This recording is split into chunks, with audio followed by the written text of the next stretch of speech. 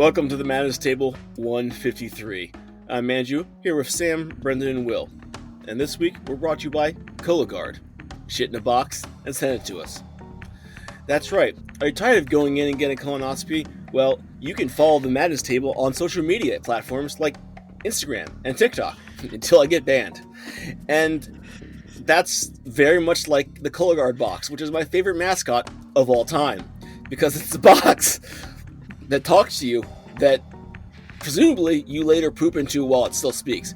I'm not sure about the deeper lore of Cologuard, but it is one of my favorite. And that's the kind of content wormhole you're interested in going down in. Hi, live streamers. You can pop down to our Discord. It's a really interesting place where deep philosophical questions are asked and answered, such as, if the Cologuard box is sentient, does it crave the poop?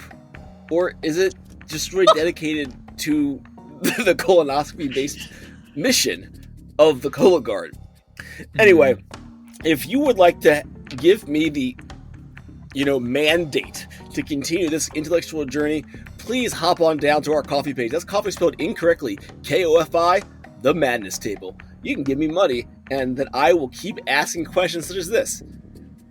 Is the Cologuard a mascot? Is it a mimic? But if it's a mimic, why does it want poop so badly? There's so many questions I have. Thank you for tuning into this important live stream. I'm going to pass this back over to Will, and next week we're really going to get into some interesting territory. Dear Thank you. God. Cologuard out. I appreciate this scintillating content that you always bring to every episode, but also that the horror to which you have all introduced us to. If this is the kind of game you're bringing now, I can't wait for campaign 2. That's right.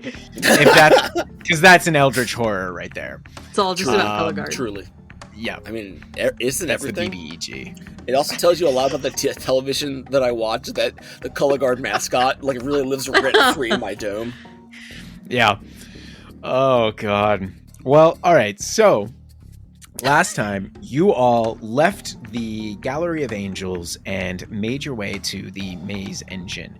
You have the mission of retrieving, now through the help of Seuss and his odd connections, the iron rack or horns of Baphomet. However, you did have a promise to Netsu and a curiosity yourselves to find this Maze Engine, which you now have after many days traveling through the labyrinth. Thankfully, you had the trusty compass of Dr. Seuss. And when you arrived, you found an invisible demon known as a Nalfeshni, a horrible, ape, pig, humanoid creature with these two small wings that Sephel promptly created a gravity hole and has launched it over the edge and to start falling down into the crevice in which the maze engine sits. And so we've gone ahead and rolled for initiative. You are all technically, don't follow this map quite yet. You're all 100 feet away, I believe. I know you guys did some pass without traces from Netsu to get closer so the Nalfeshni wouldn't notice you. Do you guys remember if you got closer than that, or you just got within range of the gravity well ability? We just got range for Brendan, yeah.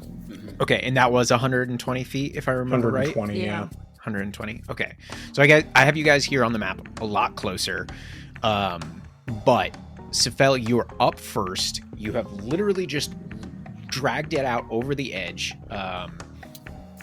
What do you do now to this demon? Okay. Yeah, so he's... Sorry, I'm just getting my bearings of the map. So we're fairly close to the edge of the chasm. So I can just get right up to the edge here. That's never gone down for you before. Yeah. You can get to the edge, just remember there is more space between you than what is currently shown here. Right. Not too much more. You've got 25 more feet. Yeah. What's up? Lava. Yeah, lava. Uh-huh. Okay, Yes. just want to remind the listeners at home, because I don't think we said it. A lot of lava. Yeah. Yeah. There's a lot of lava. Historically, not great for us. No. There's two things here that are the arch enemies of this group. Falling. Yep. And lava. Yeah. And you've put both. Yeah. And I've put both. I mean, it's the book. The book put it here. I'm just following what the book says. And you know what? What's really interesting is that it has so many details about falling and how much damage this lava does. Yeah. So just keep that in mind. Cool. Lava bad, lava hot. Yeah, lava hot, lava bad. Yeah.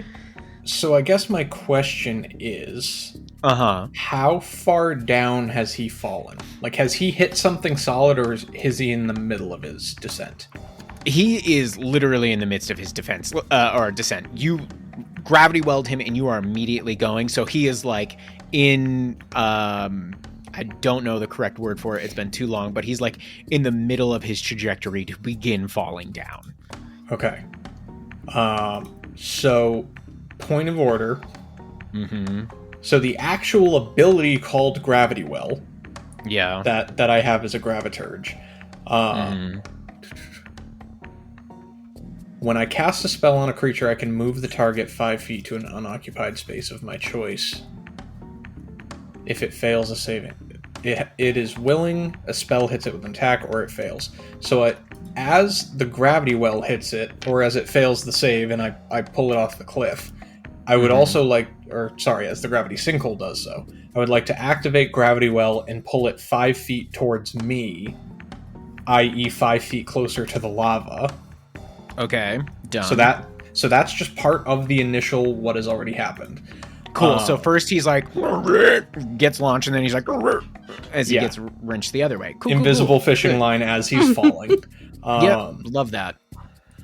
Then we're gonna go ahead. What is this? A fucking fighter's turn? Jesus. Yes, I am Meta Wizard. Let's go ahead, and I would like to cast a. What do we want to do here? Witch Bolt doesn't have range. You know what? Let's do a basic 2nd level Scorching Ray. He may be resistant. We're not doing it for the damage here. I'm doing this fully for utility. You're doing this for kicks. I get it. Yes. Kicks and gigs. Specifically kicking him in the face and body.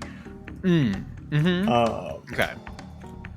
So that's 3 rays, so we're going to make attacks against him.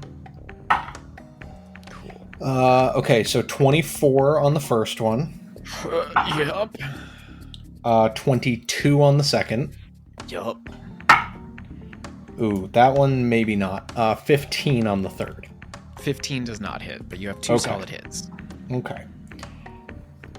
So, we still have 4d6 worth of damage here. Where's my... Don't like it.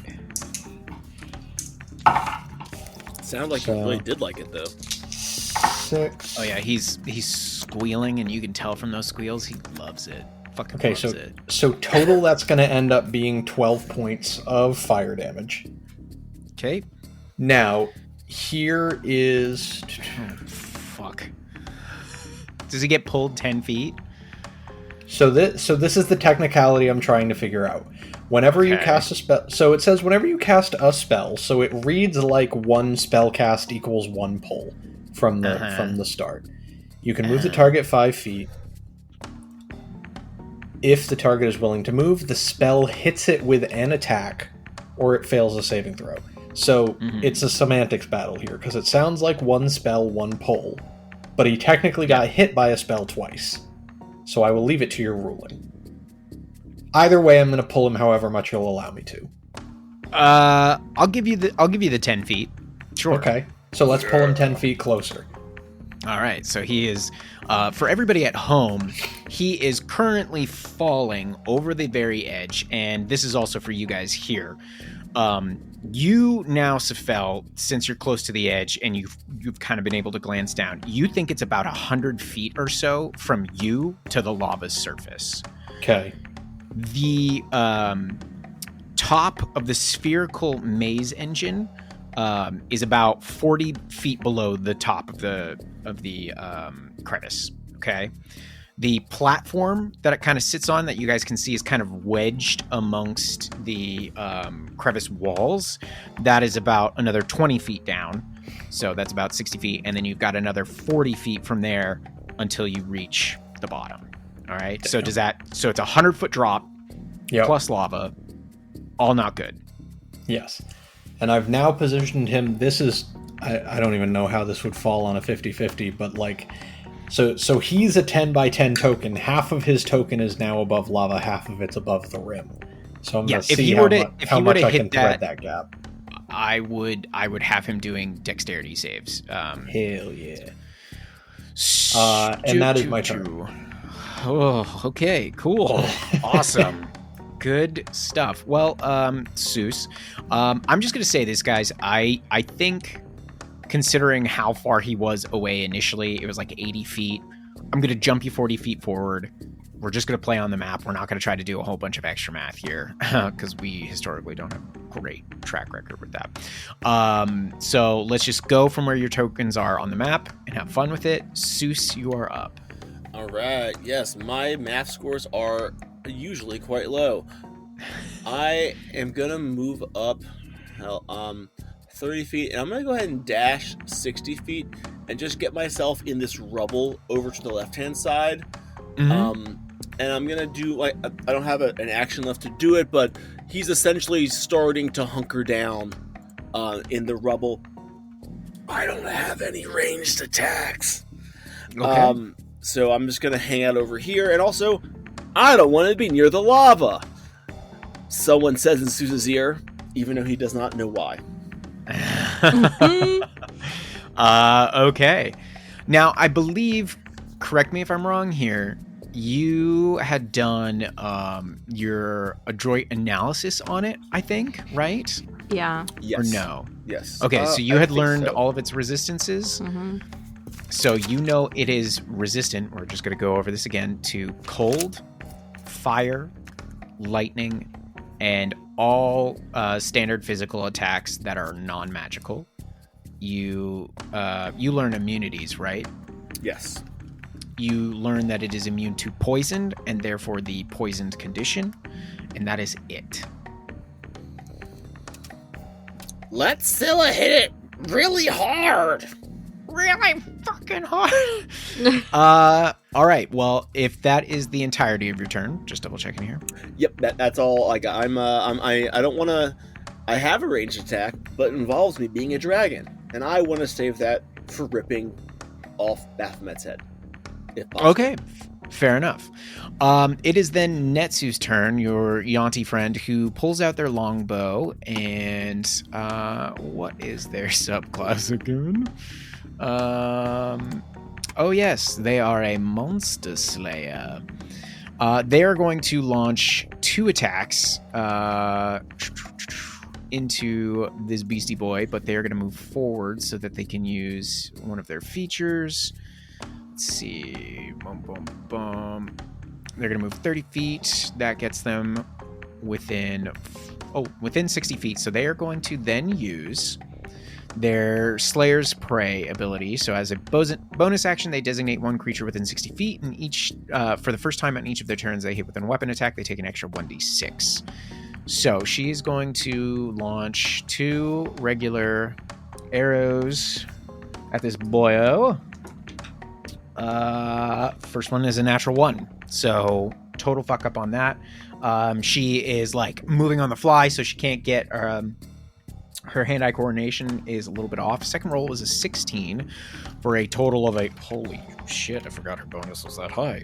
For a total of a 30 to hit. 30. Oh. Yeah, she has a plus 14. She has a plus 3 longbow. A plus 14. A plus 14. And she's going to do... Oh, I need to add my d6. She does 14 points of damage to the Nalfeshni. And that is her turn. So Porky McGee Nalfeshni has been yanked off. That sounded wrong. And yanked off a couple of times by Sephel, has been spit with some fire that he was like, tickles, and then has been peppered with a single arrow that got him right in his fleshy belly. We now have up Scylla. Scylla, what you doing? This guy is in slow-mo, just like... Yeah, so...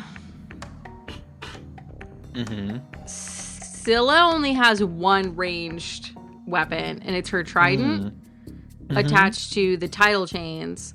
Yeah. Which I am attuned to the tidal chain, but we didn't declare that I was no longer attached to Seuss. So I just want to be honest about that. I think you're fine. I think with a number of days that you've been traveling, I'll give it to you. You're good. And yeah, and the fact that like it hasn't really worked out. So. Haven't had a really good time to practice. Seuss is driving us nuts. Don't really give a shit if he falls. Yeah. So it looks like you're moving 60 feet. So is that a double move for you? Oh, I'm sorry. Sorry. I didn't realize I was actually moving. So I'm going to move. I actually think I have to because my range on my trident is not going to get me there unless I take... disadvantage? Yeah, let me just dribble that. Oh, man. Yeah, the chains can go up to 50 feet, but the trident's range is up to 60 with disadvantage. Okay. So I guess let me... Okay, so yeah, I'll do... I'll throw it attached to the tidal chains at disadvantage. That's what we'll do. Okay. Okay. I'm sure your bonus is high enough that even on a low end, you'll still hit it. You know... Oh, but this is Dex, isn't it? Technically? I think you can use strength to throw. Yeah. Yeah, I believe I've always used strength. Yes. All right, if it tells you that on D&D Beyond or whatever you're using, go with that. Yeah, that, yeah, it's calculating that for me, but... Okay. Okay. That's good. Semantics. I'm not gonna... Fuck it. Math. Whatever. We're here to tell stories and have fun. Yeah, we're gonna sit here and pretend that Scylla isn't a fucking battle master extraordinaire. Yeah. 18 to hit. That exactly hits. Oh, you said it! Oh, shit. There it is. All right. And then this is going to be... That's 15 points of piercing. Okay. And then I will bonus action recall the trident. It whips back into her hand through the chain. And I'm going to launch it once more. Okay, you hear a piggy squeal as the barbed ends pierce him and then rip out, and blood is now black like ichors gushing out of his belly. He's like, I love it when piggy squeals. Oh.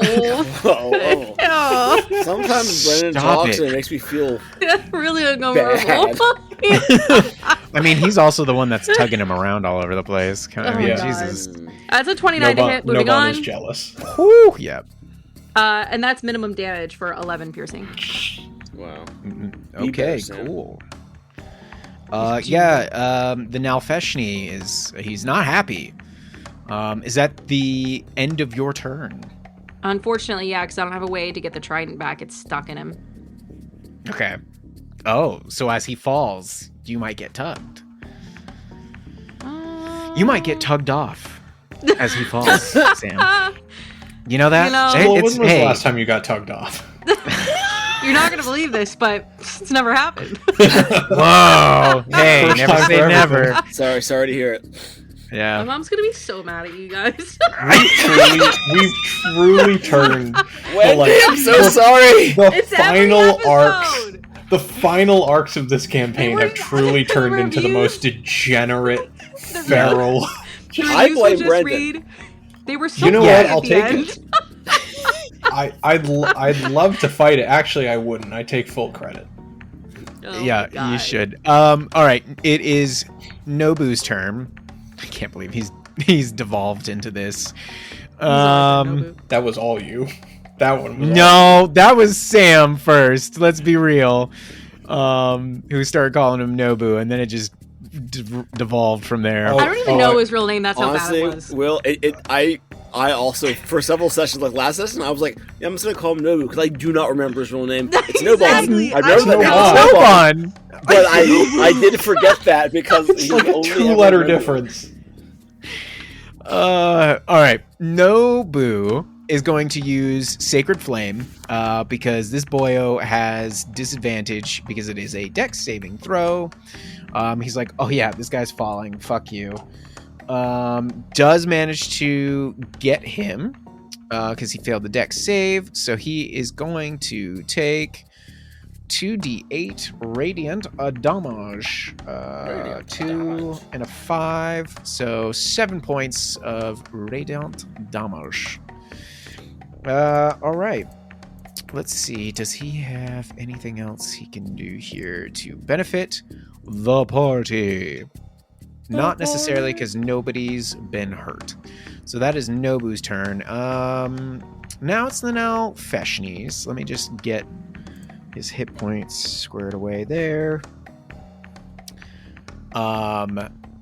Cool. This is good. This is really good. So he is in the middle of falling, but as you all like start hitting, I should probably do fall because I think fall happens first, right? From the previous times that we've had to deal with this.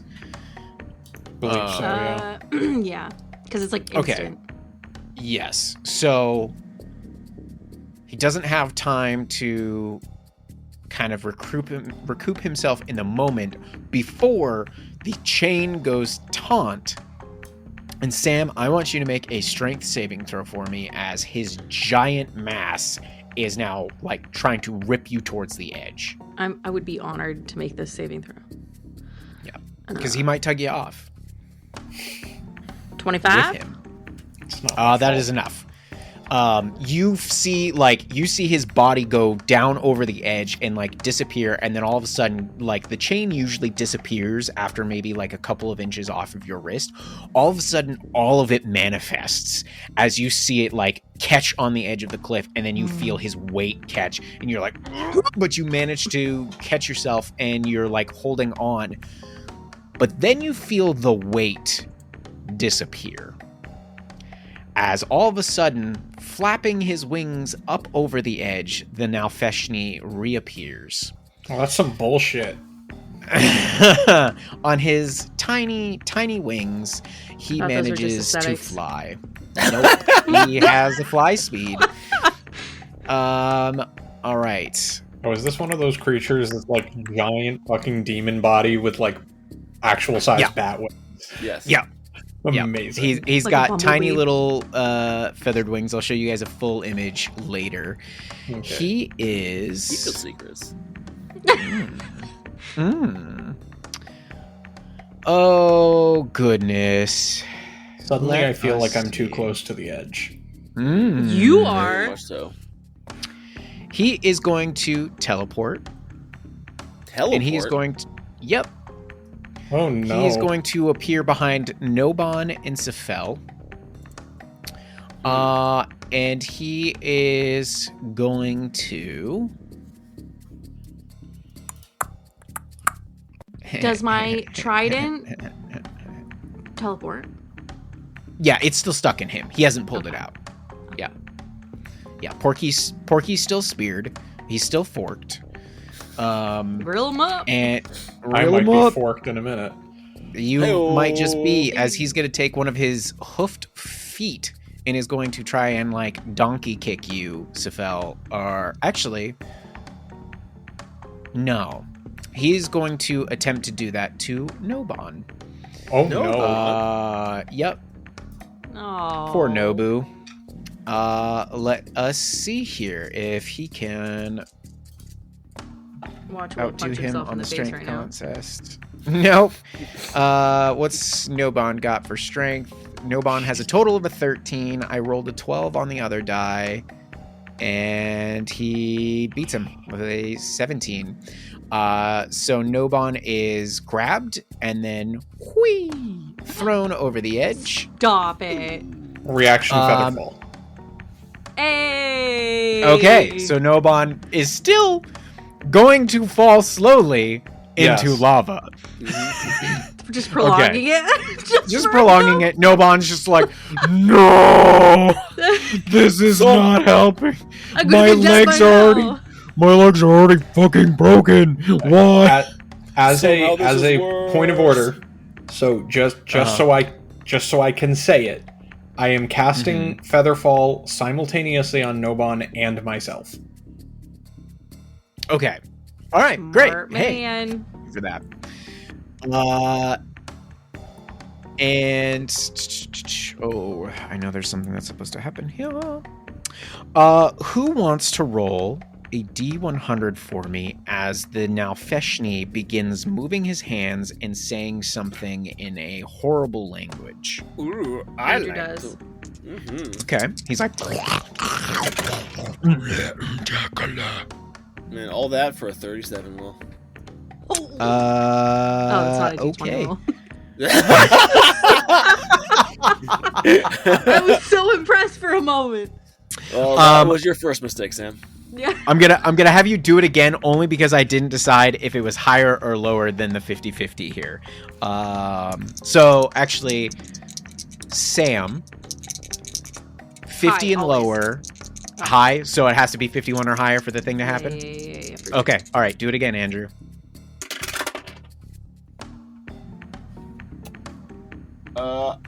I think, that's a 9. Okay, the thing does not happen. All right, and he releases this magic, and he's like, as he's very upset, and that is the end of his turn, and we are back up at the top of the order with Sephel. Okay. I don't like that something could have happened. I'm going to ask your permission for something, and if this is not feasible or will end my demise, tell me so. Will's been very kind tonight. We gotta watch it, Brendan. I know. I'm not trying to push my luck, but I want to make it very clear that if this is not feasible, I'm not doing this. He's testing all the fucking waters tonight. 100%. So, can I? The purpose of me casting Featherfall on both of us is that I wanted to jump and grab Nobu and then bamf us both somewhere else. Wild. If you think so, the thing that I'm like, this might be weird, is he's already in the process of falling. I'm jumping off the ledge. I wouldn't really be able to fall at a rate faster than him. So would I be able to get to him? I'm going to be very kind. The Nalfeshni this is Sparta kicked Nobon off the edge.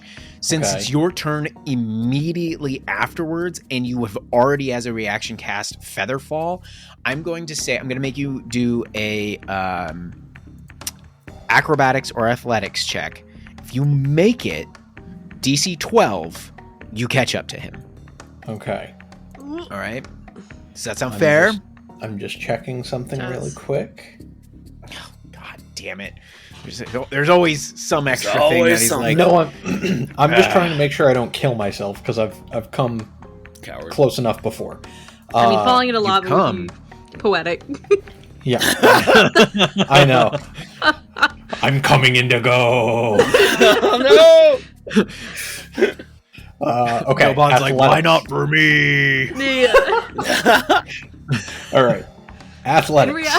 In reality, Sephel just wants to get to Nobu and push him faster into the lava. Grabs him by the neck. He's like, I can't wait to watch you die. I jump to Nobu. I jump to Nobu, make him heavier, teleport myself away.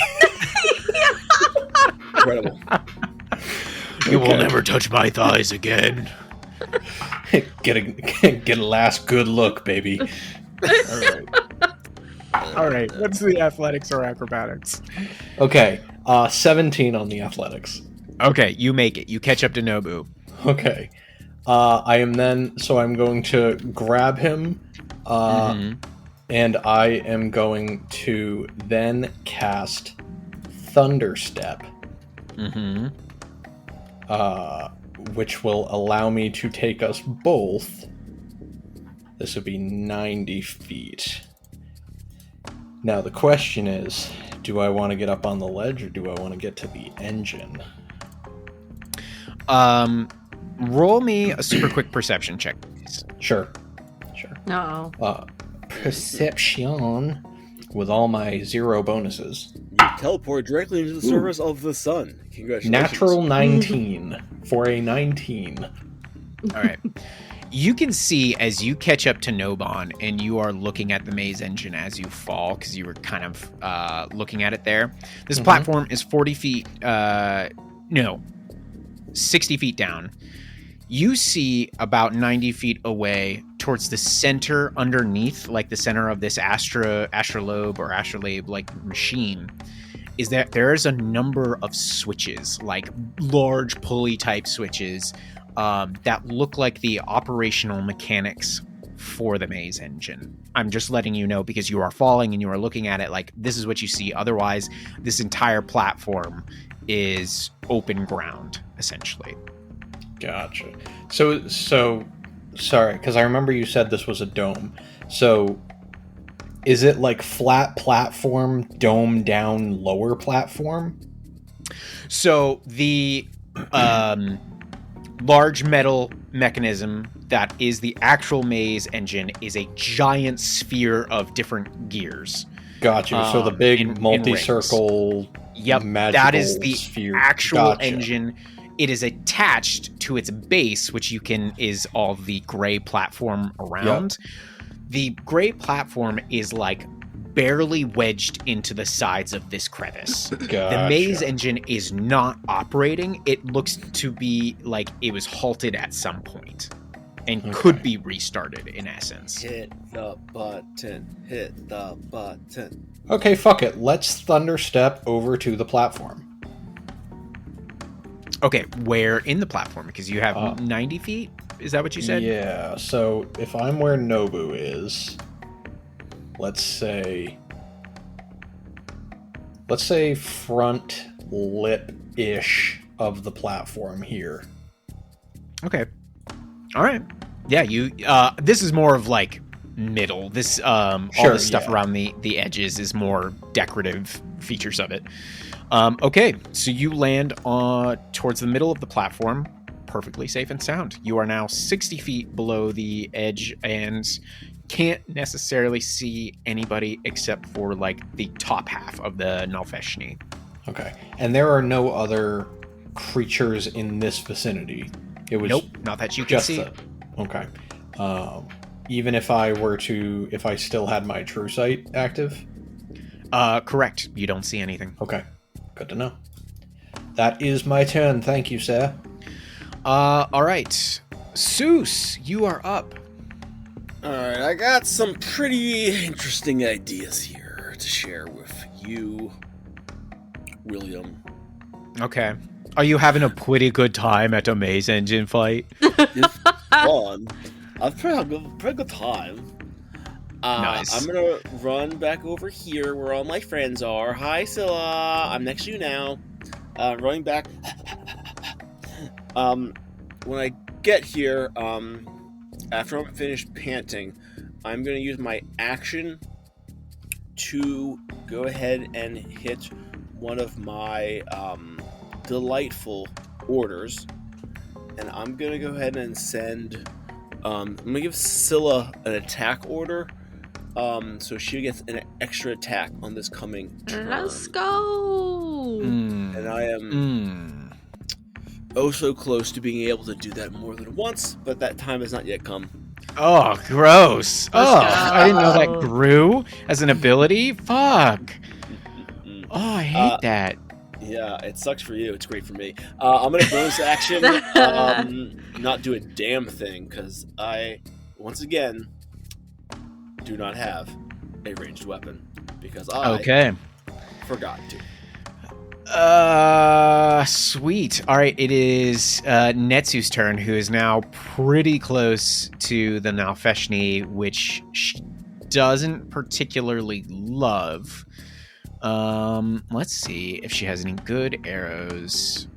or spells that she could use right now. Actually, the two best spells that she could use aren't going to be hugely effective right now. So she is going to move 30 feet back away from the Nalfeshni and is going to launch two fresh new attacks at it. First one is a definite hit with a 28. Second one is a hit with an 18, so barely hits. So the first one is a D8 plus a D6. Damn, I'm not rolling well tonight, guys. That is 2 on the D8, so that's 10. That's 13 points of damage on the first one. And the second one is... Oh, that's much better. 14. So that's a total of 27 piercing damage. And the Nalfeshni is not looking good as he gets hit in 2 of his giant man boobies by arrows. You can see on the token that he has those. I'm not just saying that. Does 2 of imply that there's more than 2? Considering how fleshy this man is, and he has a couple of double chins, This is it's possible. All right. And that is going to be Netsu's turn. Scylla, you are up. You now have so many attacks, and he is closer. Kill him. All right. Kill him now, Scylla. Sush just like appears and she's like, ah! Don't. Scylla's going to run away from Seuss and get up next to this guy. Okay. I would like to, with my use object interaction, pull my trident out of him. Yoink. Okay. Yep. You rip it out. He snorts and squeals. Very upset. And then I'm going to tell HR about this. This is awful. HR. Perhaps we can submit a complaint together. There's been a lot of things. There's so much stuff wrong with this. You didn't even talk to me. Can 7 harassment claims in the last 3 turns alone. And then I will bonus action rage and take my first attack. Okay. Oh, fuck. I forgot you had rage. Dirty 20 to hit. Yep. Here comes the 40 damage. This is not that much. 15. 15. Okay. Oh, because you need the bonus action to activate all your giant stuff. Correct. Actually, that's a great point, Will. Shit. This is Strike of the Giant Storm Strike, right? Correct. Okay. Once per turn, when you hit a target with a melee weapon or range attack using a thrown weapon, you can imbue the attack with an additional effect depending on the benefit you choose. So I will do that. It has to be a thrown weapon. No, you just read it wrong. Oh no, melee attacker. Yeah, sorry. Takes 1d6. Sam, calm down. No. Okay, you want to do it to add the extra 1d6? Yes. Okay, and it's once per turn, so this will be the one attack. Yeah, he's resistant to it, so it is what it is. That's going to be 15. Okay, great. 15 piercing, 3 lightning, not halved yet, so 1. Okay. Yep. He's like. Yeah.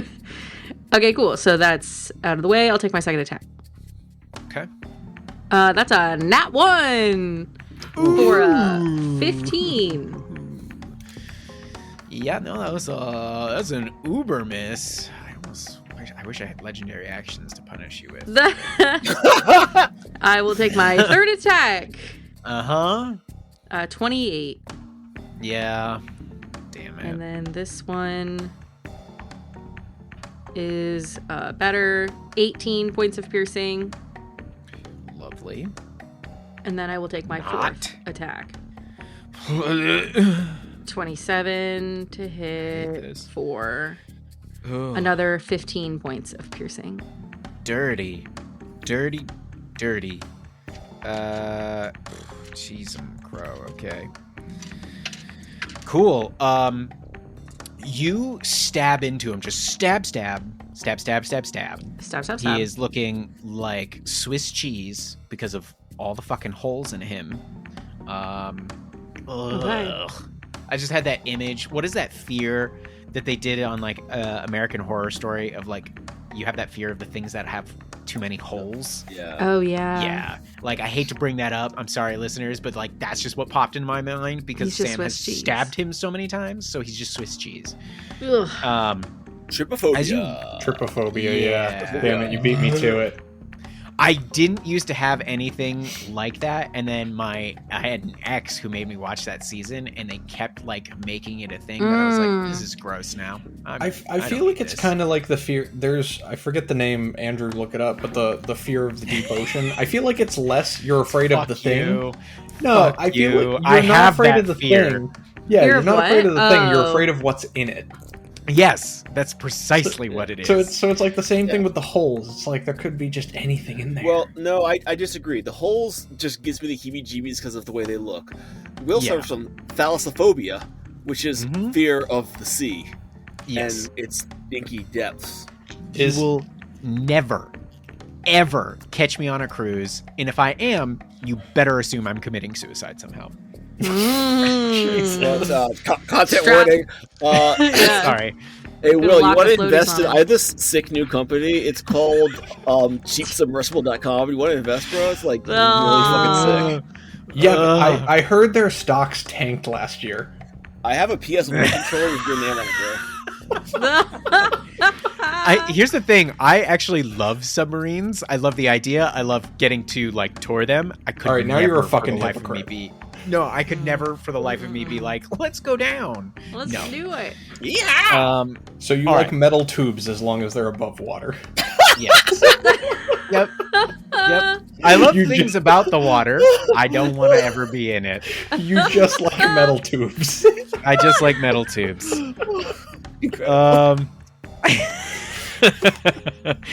So, you have stabbed the Nalfeshni, and as you rip out your trident for the final time, the Nalfeshni actually falls to its knees, and he's like, Please stop. Please, I'll do anything you want.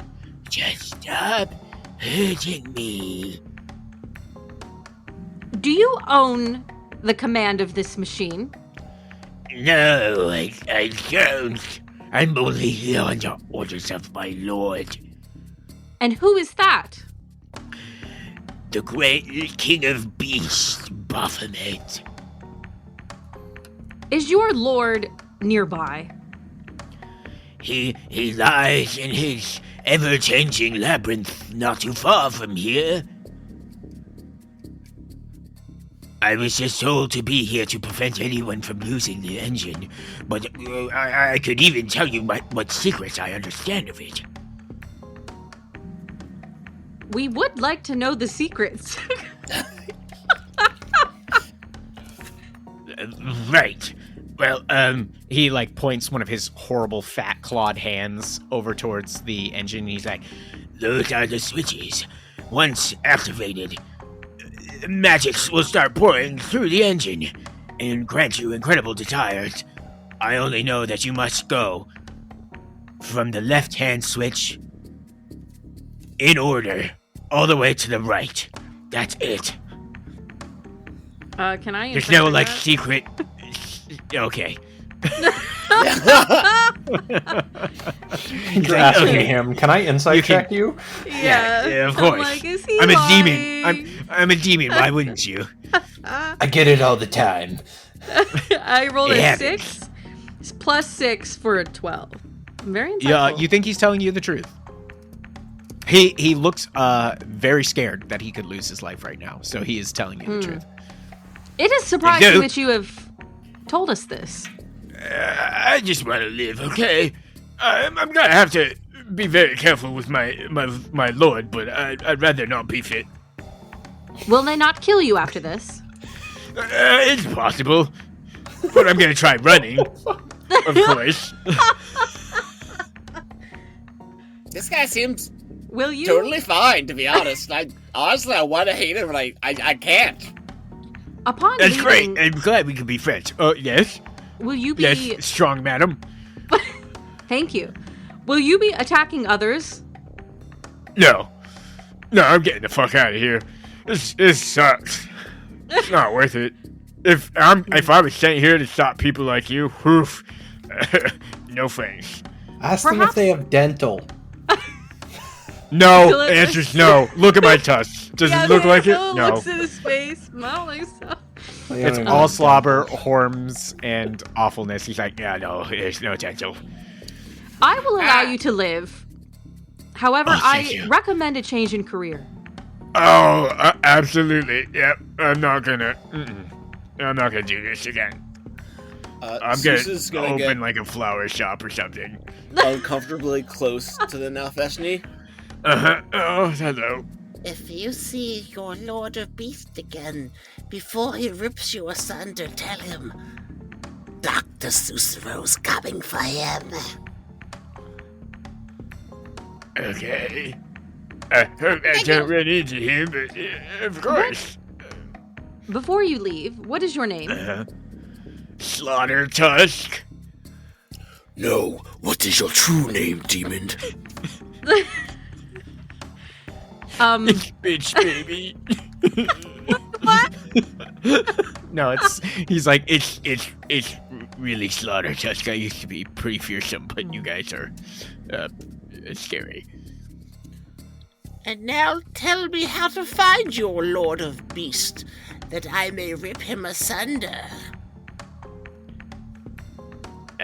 You've got to continue down here, then take a left, then take another left, and then you're gonna take a right. Listen, you better start writing this down. It's complicated. I have As you get- perfect recall. I know all. Okay. So, anyways, and he continues to explain it to you, and Okay, essentially he's like, you're going to take a couple of turns, and eventually you're going to start seeing that the wild caverns become far more structured, and once you hit that, you're in his lair. And his lair, he tells you he can, like, change the maze however he wishes. Slaughter Tusk, you pathetic slime. Yes. Could you perhaps get your boss to come here? I do not think we want that. Of course we do. Sephel? Sephel! What? I'm fucking with levers. Seuss In my wants old to voice, bring- apparently. Seuss wants to bring Baphomet to the lava area. That sounds like a better idea than fighting him in his lair. As stupid as the lava idea is. It seems stupid. We don't have many great options. Andrew, roll a hella persuasion check here to try and get Slaughter Tusk to return to the Lord he has failed and convince him to come here to die. Where he will also probably die before that. Okay, cool. Do I have any incredibly unhinged and broken abilities that aid me in this? Nope, going for it old-fashioned style. Let me just triple check that. I don't have anything. I don't think I do. I do not. Just for this, I'm gonna use one of my unyielding minds on this one to get me to 22.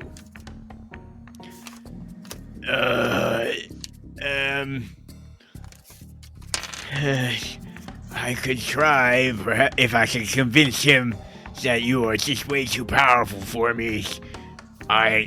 Maybe I won't die first. I guess you I can will. give it a shot. He will most definitely kill you, but I appreciate the effort. Okay. Hey, I'll put it this way. If you somehow survive this ordeal, I'll give you a shiny trinket. Alright. And he disappears, teleports away, and has gone off to tell his lord that he has failed, but that he should totally come out here to fight you. This was such a bad idea. Why do we let Andrew do anything? I don't know. Sephel doesn't have the best track record either. So better him than me. All right, Sephel, hit the levers, left to right. There's no trick to it. The demon said it's fine. Oh, okay. If I look at the lever, do they only have like 1 or 2 positions, or is it like Yes. 32 options per lever? You see that there are 6 levers. The 2 closest to you on the left are pulled towards you. The 3rd one is pushed away from you. The 4th one is pulled towards you. The 5th one is pushed away from you, and the 6th one is pushed away from you. So it's binary. Okay. I'm just gonna... Noban, you might want to step back. Not like directly to the edge, but like don't be directly in the way. And Okay. I'm gonna go to... That's too fucking far. Come back. No. So the edge is like this very small. Yeah, you're good. So all It's this just decorative like piece is fine. Okay. yeah, it just like drops a tiny bit. It's not like an actual you start falling off the edge. Okay. I'm going to go to the levers, and I'm just going to switch the directions of all of them. So the ones that Okay. are towards So you're me are flipping them going back. away, and the ones that are away are coming towards me. Just complete opposite of what it is now. You all of a sudden hear this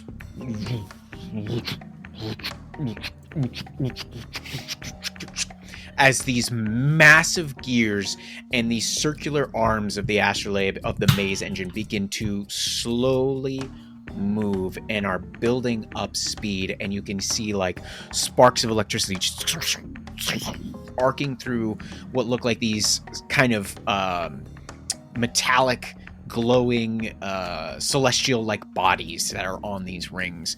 And Does my astral background help me understand this anymore?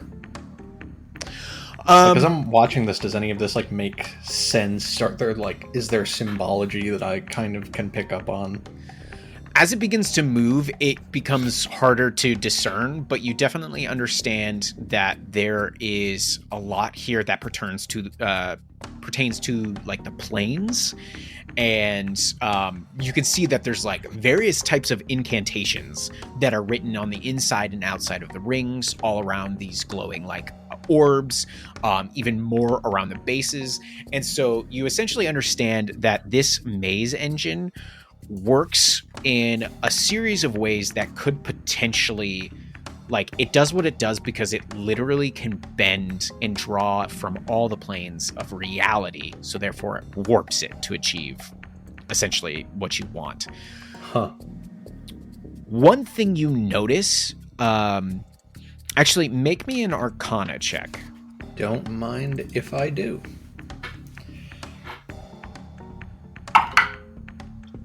Uh, 27. Okay. You watch as it begins to power up and begins spinning and whirling, that a couple of the incantations and a couple of the arms have been damaged. And you can see that there seems to be some other things that might be wrong with the mechanisms of it as it begins to move and operate. And it makes you think that perhaps this entire machine is not fully stable anymore and not entirely like functional. It's working, but what you want it to do might not necessarily work exactly the way you want it to. Okay. But it is now activated, and looking at it as it begins to like whir up, you think it would require a hell of a lot to get it to turn off now. Okay. And it's not just a simple throw of the switch and it powers off. It's a force of nature that's going to require a lot. And because of that, a number of things are going to happen. So since we're in initiative, we're going to stay in initiative, and the maze engine gets its own. So you see this engine begin to whir up, and you are kind of like stepping back from the levers. You understand now that since it has started and it is operating and the electricity is whirling through it and the celestial objects are like beginning to glow and pulsate, that this has now become you've essentially started a nuclear reactor, and there is no turning it off without some serious magic or something else intervening it. And as it begins to whir at speed, you feel the platform that you stand on shift ever so slightly. And we'll see you guys next time.